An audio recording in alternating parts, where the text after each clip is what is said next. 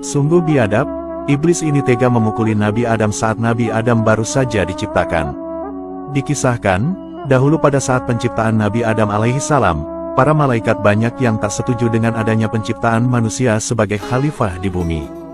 Namun, Allah Maha mengetahui, malaikat yang merasa lebih tahu dari Nabi Adam, lalu ditantang untuk menyebutkan nama benda-benda yang ada di langit dan bumi.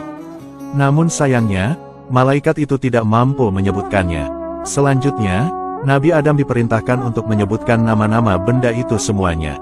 Alhasil, Nabi Adam mampu menyebutkannya karena sebelumnya telah diberi ilmu pengetahuan oleh Allah Subhanahu wa Ta'ala. Allah Subhanahu wa Ta'ala dahulu menciptakan Nabi Adam dari tanah liat. Lalu, diberilah bentuk pada tanah itu dengan kekuasaan Allah Subhanahu wa Ta'ala. Setelah itu, jasad Nabi Adam alaihissalam digeletakkan selama 40 malam. Di masa itu, iblis menghampiri jasad Nabi Adam dan memukulinya dengan kaki. Kemudian keluarlah suara seperti tembikar dari tubuh Nabi Adam alaihissalam. Waktu itu tubuh Nabi Adam berongga dan tak berisi. Kemudian, iblis masuk ke mulut dan keluar dari dubur Nabi Adam, lalu masuk melalui dubur dan keluar dari mulut lagi. Iblis kemudian berkata kepada para malaikat, "Janganlah kalian takut kepada makhluk ini, karena sesungguhnya Tuhan kalian maha perkasa, sedangkan makhluk ini berongga. Jika aku dapat menguasainya, niscaya dia benar-benar akan kubinasakan." Kemudian, tibalah saat peniupan roh Nabi Adam alaihissalam. Allah Subhanahu wa Ta'ala lalu memasukkan ruh Nabi Adam ke dalam jasad Nabi Adam dari atas kepala. Saat ruh Nabi Adam sampai di kedua matanya, maka seketika ia dapat melihat buah segar yang ada di dalam surga. Ketika ruh sampai di perut jasad Nabi Adam, maka timbullah rasa ingin memakan buah yang ada di surga. Ketika ruh sudah masuk sempurna ke dalam tubuh Nabi Adam, maka seluruh anggota badan beliau dapat bergerak dan berfungsi seperti manusia pada umumnya.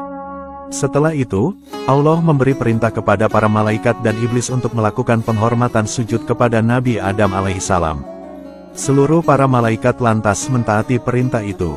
Namun sayangnya, hanya iblis yang membangkang. Iblis menolak perintah itu karena dia beranggapan bahwa dirinya lebih baik dari Nabi Adam. Nabi Adam tercipta hanya dari tanah, sedangkan iblis dari api. Pembangkangan iblis lantas membuat Allah Subhanahu wa Ta'ala murka. Alhasil, iblis lantas mendapat laknat dari Allah dan diusir dari surga. Keputusan ini tentu membuat iblis marah. Sebab, gara-gara Nabi Adam kini iblis harus terusir dari surga. Nabi Adam lantas Allah tempatkan di dalam surga yang indah dan penuh kenikmatan. Keseharian Nabi Adam di surga memakan waktu yang cukup lama. Hal ini lantas menyebabkan Nabi Adam bersedih karena merasa sangat kesepian. Allah Subhanahu wa Ta'ala lantas mengetahui tentang kondisi Nabi Adam yang kesepian. Kemudian, Allah Subhanahu wa Ta'ala menciptakan seorang wanita yang akan mendampingi Nabi Adam alaihissalam. Allah Subhanahu wa Ta'ala lalu menciptakan seorang wanita dari tulang rusuk Nabi Adam bagian kiri. Wanita itu lantas diberi nama Siti Hawa, yang mana beliau merupakan ibunya seluruh umat manusia. Kemudian, dihadirkanlah sosok Siti Hawa di dekat Nabi Adam alaihissalam.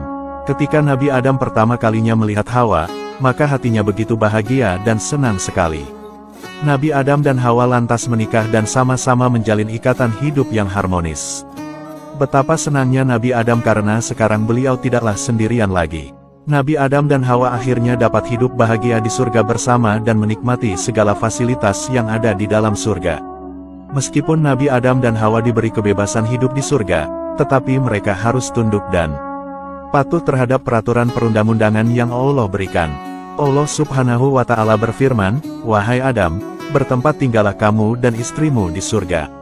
Serta, makanlah olehmu berdua buah-buahan di mana saja yang kamu sukai, dan janganlah kamu berdua mendekati pohon ini, lalu menjadilah kamu berdua termasuk orang-orang yang zalim." Quran Surat Al-A'raf ayat 19.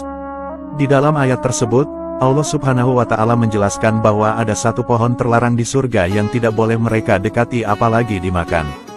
Buah itu adalah buah khuldi. Selama beberapa masa di dalam surga, Nabi Adam dan Hawa masih mampu dan patuh terhadap aturan yang ditetapkan Allah Subhanahu wa Ta'ala. Namun, iblis selalu memata-matai mereka. Iblis berusaha mencari tahu tentang apa kelemahan manusia. Kemudian, iblis berhasil mengetahui bahwa kelemahan manusia ada pada nafsunya. Iblis lantas berupaya membujuk Nabi Adam dan Hawa untuk memakan buah khuldi dengan segala cara. Buah huldi adalah buah yang rasanya paling nikmat di surga waktu itu, kelezatan buah di dunia, tidak ada yang bisa menandingi buah huldi. Iblis lantas merayu dan berkata kepada Nabi Adam alaihissalam, "Wahai Adam, maukah aku tunjukkan kepadamu pohon huldi dan kerajaan yang tidak akan binasa?" Iblis berupaya merayu Nabi Adam agar memakan buah huldi dengan iming-iming hidup kekal selamanya.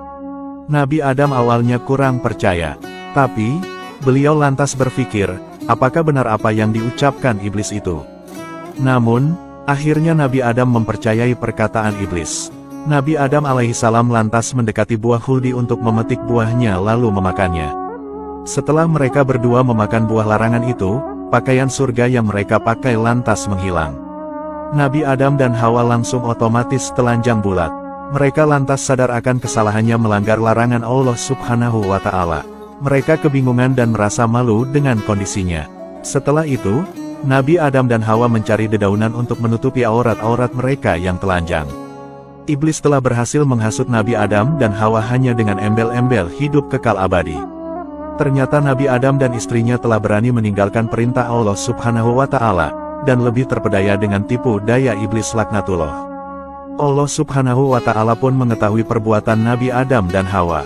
Allah Subhanahu wa Ta'ala lalu berkata kepada mereka berdua, "Bukankah aku telah melarang kamu berdua dari pohon kayu itu dan aku katakan kepadamu, sesungguhnya syaitan itu adalah musuh yang nyata bagi kamu berdua." Quran Surat Al-A'raf ayat 22. Nabi Adam dan Hawa lantas menangis penuh malu dengan segala penyesalannya. Mereka memohon ampun kepada Allah Subhanahu wa Ta'ala atas dosa kesalahannya. Namun karena sudah takdir Allah, mereka berdua lantas harus diusir keluar dari surga untuk menjadi pemimpin kehidupan di bumi. Untuk kisah selanjutnya, tunggu di episode selanjutnya. Wallahu a'lamu bishawab.